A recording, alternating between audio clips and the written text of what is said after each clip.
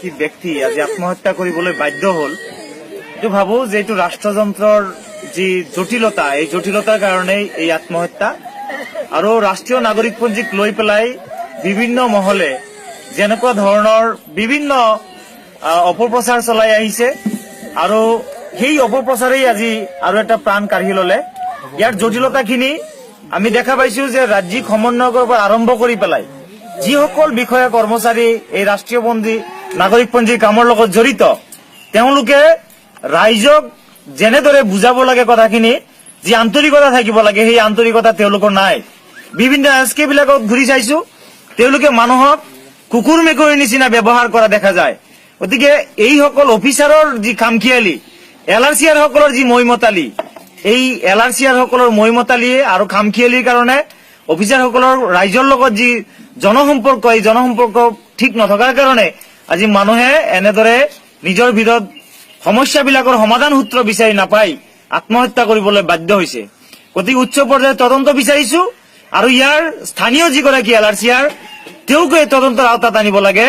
আৰু এই ভুক্তভোগী যি পৰিয়াল, এই ভুক্তভোগী পৰিয়ালৰ সকলো নথি পত্ৰ আছে, তেওঁলোকৰ ইতিমধ্যে 7জন পৰিয়ালৰ 6জনৰ নাম ৰাষ্ট্ৰীয় নাগৰিকপঞ্জীত আহিছে।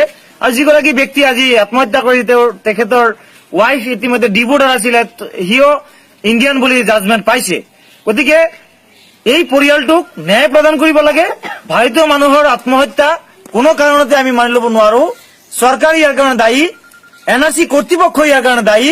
কৰ্তৃপক্ষৰ ফালৰ পৰা কমপক্ষে 10 লাখ টকাৰ ক্ষতিপূৰণ এই পৰিয়ালক দিয়াৰ কাৰণে আমি দাবী উত্থাপন কৰিছো।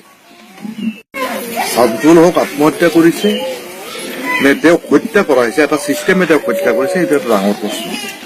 কাৰণ শামছুল হকৰ পত্নী মালেকা খাতুন, তেওঁ ভাৰতীয় নাগৰিক হয়। তেওঁৰ পিতৃ আহমদ পৰামানিক এই বৰপেটা জিলাৰে সৰুক্ষেত্ৰী বিধানসভা সমষ্টিৰ অন্তৰ্গত বৰবালৰ বাসিন্দা। তাত 1965ৰ পৰা সকলো নথি পত্ৰ তেওঁলোকৰ পৰিয়ালৰ আছে। থকাৰ পিছতো মালেকা খাতুনক 2005 চনতেই ডিভোটাৰ কৰা হল। আৰু এই বছৰটো একেবাৰে হাইকোৰ্ট ঘূৰি আহি আকৌ ফৰেনাৰ্ছ ট্ৰাইব্যুনেলত তেওঁক বিদেশী ঘোষণা কৰিছিলে। হাইকোৰ্টে তেওঁক হেৰি কৰিলে, বোলে কেছটো আকৌ পুনৰ বিবেচনা কৰিব লাগে। আৰু পুনৰ বিবেচনা কৰাৰ কাৰণে যেতিয়া ইয়াত ঘূৰি আহিলে, অহাৰ পিছত আকৌ প্ৰতিপন্ন হল যে নাই, মালেকা খাতুন প্ৰকৃততে ভাৰতীয় নাগৰিক। আৰু এইখন হৈছে তেওঁৰ জাজমেণ্ট, ফৰেনাৰ্ছ ট্ৰাইব্যুনেল 8 বৰপেটা, তেওঁলোকে দিয়া জাজমেণ্ট। আৰু জাজমেণ্ট মতে মালেকা খাতুন ভাৰতীয় নাগৰিক। এই জাজমেণ্টটো দিয়া হৈছে 9/3/2017 তাৰিখে। কিন্তু ইয়াৰ পিছতো NRC কৰ্তৃপক্ষই এই মহিলাগৰাকীৰ নাম NRCত যিহেতু নাহিলে, তেওঁলোকে দিয়াৰ হয়তো জাজমেণ্টৰ পিছত নিশ্চিতভাৱে যোগাযোগ কৰিছিলে 5টা ওলোৱাৰ পিছত। কিন্তু চূড়ান্ত তালিকা ওলোৱাৰ পিছত তেওঁলোকে দিয়াৰ চেষ্টা কৰিছিলে। কিন্তু যি পৰিৱেশ পৰিস্থিতি নহওক, এটা অশিক্ষিত অঞ্চল, নিৰক্ষৰতাৰ অন্ধকাৰত ডুব যাই থকা এটা অঞ্চল, আৰু এই অঞ্চলৰ মানুহৰ যি ভয় আৰু শংকা যে এজন পৰিয়ালৰ মানুহ ডিভোটাৰ হৈ আছে, বা তেওঁৰ জাজমেণ্ট যে দিয়া হৈছে, এই জাজমেণ্ট পোৱাৰ পিছতো তেওঁক বুজোৱা হল যে তেওঁ আচলতে ভাৰতীয় নাগৰিক নহব। NRCত তেওঁলোকৰ যিকেইজন পৰিয়ালৰ 7জন মানুহ নাম আহিছে, সেই নামকেইটাও কৰ্তন কৰা হব। তদুপৰি এই যে হাইকোৰ্ট, সুপ্ৰিম কোৰ্ট, হাইকোৰ্ট ঘূৰি, ফৰেনাৰ্ছ ট্ৰাইব্যুনেল ঘূৰি ঘূৰি যি পৰিশ্ৰান্ত হল, যি খৰচান্ত হল, সেই তাৰো ভাৰাক্ৰান্ত এটা অৱস্থা। শামছুল হক তাৰ বলি হল।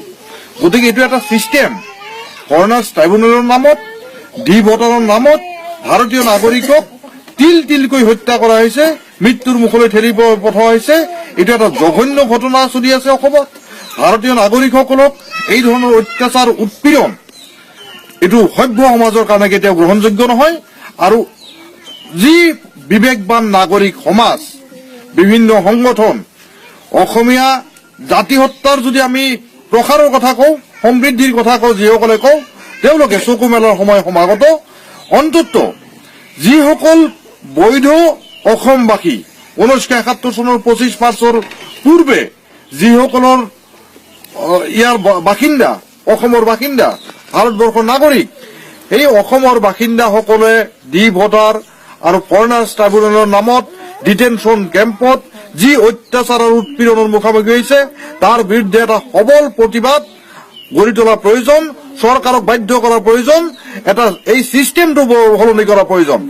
আজি বৰ্ডাৰ পুলিচে যাক ইচ্ছা তাক ঘৰৰ তেওঁৰ কাৰ্যালয়ত বহি থাকি ডি ভোটাৰ বুলি ক'ব, সন্দেহজনক নাগৰিক বুলি ক'ব, আৰু এই ব্যৱস্থাটো ইতিমধ্যে অসম বিধানসভাত যথেষ্ট পৰিমাণৰ আলোচনাৰ পিছত এতিয়া নতুনকৈ ডি ভোটাৰৰ বছৰ পঞ্জীয়ন কৰিব নোৱাৰিব বুলি NRC চূড়ান্ত নোহোৱালৈকে এটা সাময়িক এটা সকাহ দিয়া হৈছে। কিন্তু সেইখিনি দিলেই নহ'ব, যিসকল ডি ভোটাৰ ইতিমধ্যে চিনাক্তকৰণ হৈ আছে 1,25,333 জন, তাৰ মাজত যিখিনি বৈধ ভাৰতীয় তেওঁলোকৰ নথি পত্ৰ ইমিডিয়েট গাঁৱে গাঁৱে বিশেষ ট্ৰাইব্যুনেল বহাই হলেও তেওঁলোকৰ নথি পত্ৰ চিনাক্তকৰণ কৰি বা যিসকলে ইতিমধ্যে NRC ফৰ্ম ফিল আপ কৰিছে সকলো নথি পত্ৰ জমা দিছে তাৰ ভিত্তিত তেওঁলোক ডিমুক্ত কৰিব লাগে, আৰু ডিমুক্ত কৰি এটা সচ্ছল এটা সুস্থ জীৱন যাপনৰ ক্ষেত্ৰত এই মানুহখিনিক সকাহ দিব লাগে। এই ক্ষেত্ৰত শামছুল হকৰ যি আত্মহত্যা, এই আত্মহত্যাৰ পিছত আপুনি অসম চৰকাৰ বা আমাৰ যি নৰেন্দ্ৰ মোদী নেতৃত্বাধীন যি ভাৰত চৰকাৰ আছে এই চৰকাৰৰ প্ৰতি আপনি কি আহ্বান জনাব? শামছুল হকে আত্মহত্যা কৰা নাই, শামছুল হকক হত্যা কৰা হৈছে আৰু চিষ্টেমে তেওঁক হত্যা কৰিছে। ডি ভোটাৰৰ যিটো চিষ্টেম, ফৰেনাৰ্ছ ট্ৰাইব্যুনেলৰ যি চিষ্টেম, NRCৰ নামত যি অন্যায় আৰু অনীতি চলি আছে তাৰ ফলত শামছুল হকক মৰিবলৈ বাধ্য কৰা হৈছে, অৰ্থাৎ শামছুল হকক হত্যা কৰা হৈছে। শামছুল হক কোনো আত্মহত্যা কৰা নাই বুলি আমি ভাবো।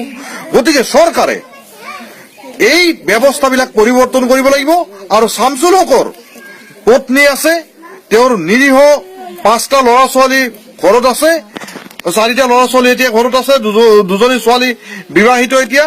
গতিকে এই ল'ৰা ছোৱালীখিনিক পৰ্যাপ্ত পৰিমাণৰ সাহায্য দিব লাগিব, আৰু কি পৰিৱেশ আৰু পৰিস্থিতিৰ কাৰণে কোনজন মানে আপোনাৰ বৰ্ডাৰ পুলিচে ৰেফাৰেন্স কেছটো পঠাইছিলে এজন বৈধ ভাৰতীয় নাগৰিকৰ বিৰুদ্ধে, সেইজন বৰ্ডাৰ পুলিচক বিচাৰি উলিয়াব লাগে আৰু তেওঁক শাস্তি প্ৰদান কৰিব লাগে।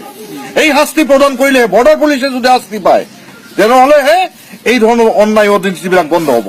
চৰকাৰে সেই কামটো কৰক, যে কাৰোবাৰ নামত যদি তুমি উপযুক্ত তদন্ত নকৰাকৈ কাৰোবাৰ মুখৰ কথাত তোমাৰ কল্পনাৰ চিন্তা মূৰত সোমালে আৰু কাৰোবাৰ নামত বিদেশী বুলি মই সন্দেহ কৰিম, সেই কামটো যদি বন্ধ কৰিব নোৱাৰে তেতিয়াহ'লে এই অন্যায় আৰু অত্যাচাৰ বন্ধ নহয়। আৰু এই অন্যায় আৰু অত্যাচাৰ তেতিয়া বন্ধ হ'ব যেতিয়া বৰ্ডাৰ পুলিচসকলে যি ভুৱা ৰেফাৰেন্স কেছবিলাক প্ৰেৰণ কৰি আছে, সেই বৰ্ডাৰ পুলিচ যিসকলে ইতিমধ্যে প্ৰেৰণ কৰিছে সকলোকে বিচাৰৰ কাঠগড়াত থিয় কৰিব লাগে।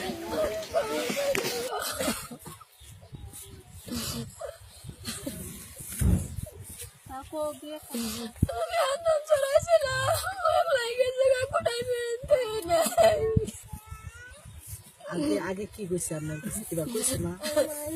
মাথা কামড়াইছে, মাথা টেনশন কইছে কি টেনশন জিজ্ঞেস করছেন কি কইছে?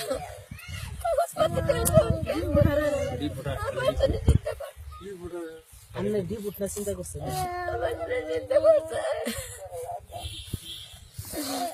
NRC কথা কিছু কইছে? নাম আছে, এখানে আমার নাম আছে নাই।